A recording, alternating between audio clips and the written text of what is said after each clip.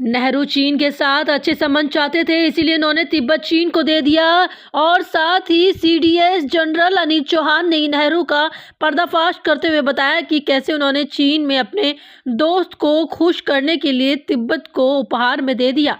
दिल्ली से लखनऊ हेड तुहिन चतुर्वेदी की खास रिपोर्ट, आगे देखिए।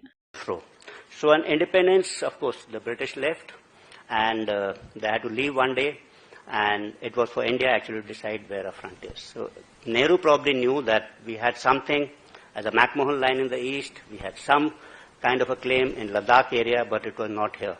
So that's why he wanted to go in for a Panchsheel agreement, probably.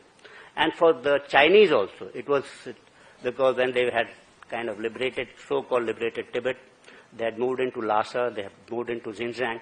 This particular area was extreme from both the ends, so they wanted a stability probably in this particular region. So this area assumed some kind of a priority.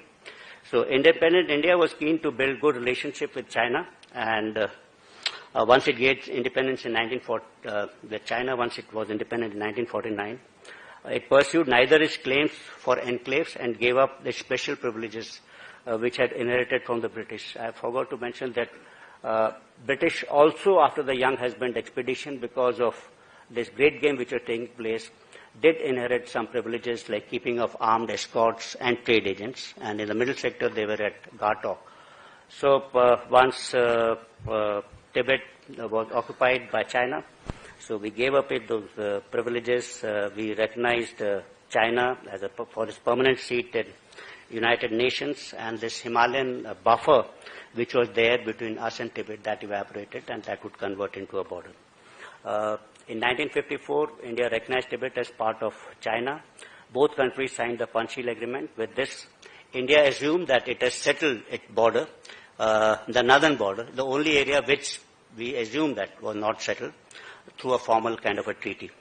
For India, the legitimacy of this border now rested on the Panchsheel Agreement, which it thought had been demilitated by identifying 6 passes through which trade would take place or pilgrims will go.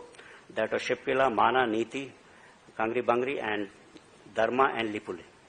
But the Chinese stand was that this agreement was negotiated only for trade, and it nowhere reflected the Chinese stand on the